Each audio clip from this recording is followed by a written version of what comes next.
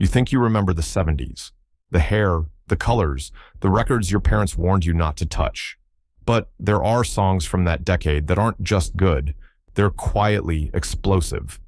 Hidden in glove compartments and dusty crates are tracks that can still melt a stereo, bruise your heart, or make you dance like you've got a secret.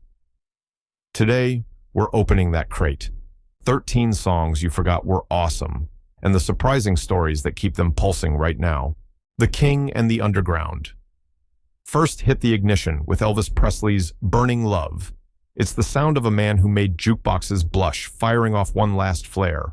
Recorded in Hollywood on March 28, 1972, and released as a single that August, it scorched up the charts to number 2 on the Hot 100, stalled only by Chuck Berry's novelty rocket, My Ding-a-Ling. For Elvis, it was a late career blaze, his final major top 10 pop hit. Later that same year, the track headlined the budget label compilation Burning Love and Hits from His Movies, Volume 2, a move that would have felt like overkill if the song weren't such a clean hit of adrenaline.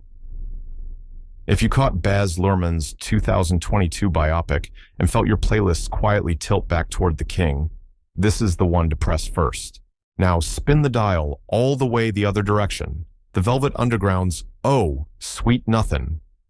It closes loaded like Last Call in a half-lit barroom. Tired shoes, warm heart.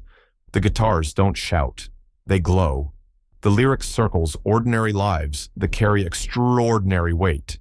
And by the time it fades, you're the one leaning on the doorframe, not wanting to leave. 2 songs, same decade. One charges out the front door. The other steps into the night and sighs at the moon. But that wasn't the whole story.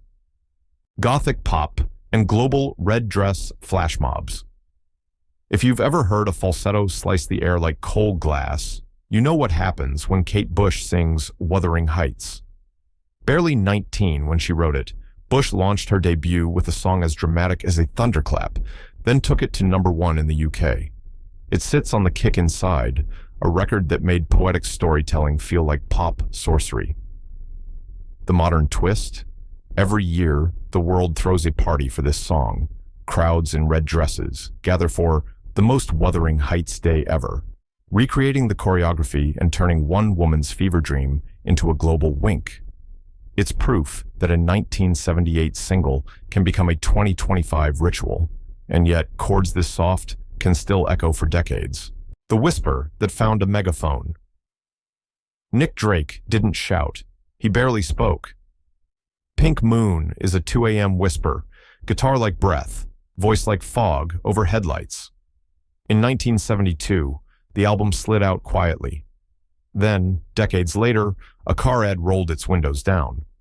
Volkswagen's 1999/2000 Cabrio spot, Just Friends Drifting Through a Moonlit Night, turned that whisper into a signal flare. Almost overnight, Pink Moon rocketed from cult classic to a must-own, jumping from roughly 6,000 copies sold in 1999 to about 74,000 in 2000. It was one of those rare moments when advertising didn't cheapen a song. It introduced a generation to a ghost who sounded like home. But the piano bench was calling, and 2 very different artists sat down. Confessional hitmakers at the piano. Carole King's I Feel the Earth Move is sunshine with muscle, piano punching, vocals grinning, heart on its sleeve and waving. Released as a double A-side with It's Too Late, the pairing elbowed to number 1 for 5 straight weeks in 1971 and turned Tapestry into a cultural blanket. The cool footnote? It's Too Late carries lyrics by Tony Stern, sharp, adult, beautifully bruised, which is why DJs flipped the single over until both sides ruled the air. If you want to taste the exact moment where Brill Building Craft met Laurel Canyon honesty, this 45 is it. Then there's Billy Joel's Piano Man, which doesn't need a chorus to stick. It just needs a room. Joel wrote it from the stool in an LA lounge called The Executive Room, sketching the regulars with a bartender's memory and a novelist's patience. The harmonica is a street lamp. The melody is a door left ajar. Everyone in it is searching for the exact size of their dream, and every time you hear that la la la, you remember yours. But the decade wasn't all warm smiles. Some voices were sandpaper and spark, the raw nerve. Janis Joplin's Cry Baby is what happens when a voice brings steel to a broken heart.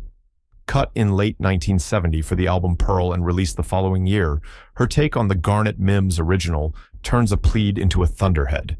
The band surges. Joplin doesn't sing the syllables so much as ring them until the truth falls out.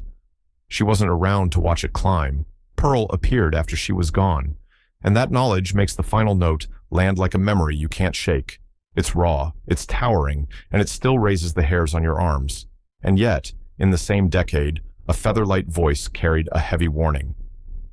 The green warning label Joni Mitchell wrote, "Big Yellow Taxi," like a postcard that smirks, and then stings. They paved paradise and put up a parking lot became pop's most charming protest slogan, wrapped in sunny melody and sly rhymes. On Ladies of the Canyon, it's the wink that cuts, a reminder that modern life can look beautiful while quietly stealing the view. Decades later, the chorus still pops up whenever we argue about what the future should look like, and what we might be losing while we build it. Meanwhile, cinema was calling two very different kinds of thunder: big screen adrenaline. Only a handful of songs punch as hard as a movie's opening burst. Wings' Live and Let Die does it in the first 5 seconds. Written by Paul and Linda McCartney, produced and orchestrated by George Martin, it swerves from whisper to detonation to reggae sway like a chase scene changing streets. A Bond theme that became bigger than its film, it shot into the top 10 in the UK and stalled at number 2 in the US. Not that anyone in an arena cared when those stabs hit. You don't listen to this one, you hold on. And then there's Creedence Clearwater Revival's Up Around the Bend, a guitar riff that snaps like a starter pistol. Cut in 1970 for Cosmos Factory, it's the sound of a horizon rolling toward you. Filmmakers reach for it when a scene needs forward motion. If you've heard it push a montage in Red Dawn, 2012, you know exactly why. It tastes like gasoline and luck. But the decade still had a final act. Disco glitter, Southern highways, and one very persuasive swagger. Neon Nights, Southern Highways, and Swagger Blondie's Heart of Glass is the record that made certain corners of punk cry betrayal, and then dance anyway.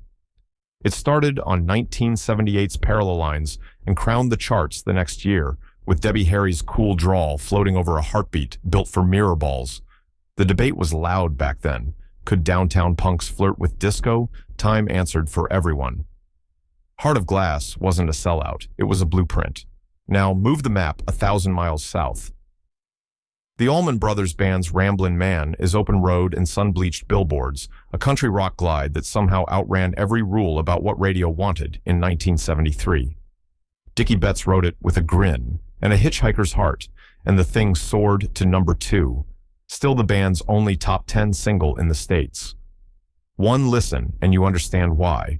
The harmonies are warm as a dashboard. The solos taste like summer. Finally, slide into the Rolling Stones' Beast of Burden, a groove that lounges and flexes at the same time. Here's a fun correction for anyone who half remembers the vinyl. It isn't the closer Shattered slams the door. Beast is the penultimate cut on 1978's Some Girls. Decades later, the band's 2023 album, Hackney Diamonds, reminded everyone they're still writing headlines. But when you want to hear Jagger plead and purr over one of the band's most sinuous backbeats, this is where you land. Which brings us back to you. 13 songs, 1 decade, and 100 different ways to feel alive. The 70s weren't just bell-bottoms and nostalgia. They were experiments that still work. A king with a last blaze. An underground lullaby that shut down the night. A literary ghost in a red dress, twirling across continents. A whisper that sold a car and rescued a career. Piano confessions, protest postcards, Bond explosions, road trip engines, disco that dared to shimmer, southern skies, and swagger that still smirks. So, which one cracked your memory open first? Drop the title that just hijacked your brain and tell me what it unlocked. And if you want more, I'll dig up the 80s deep cuts everybody forgot to brag about.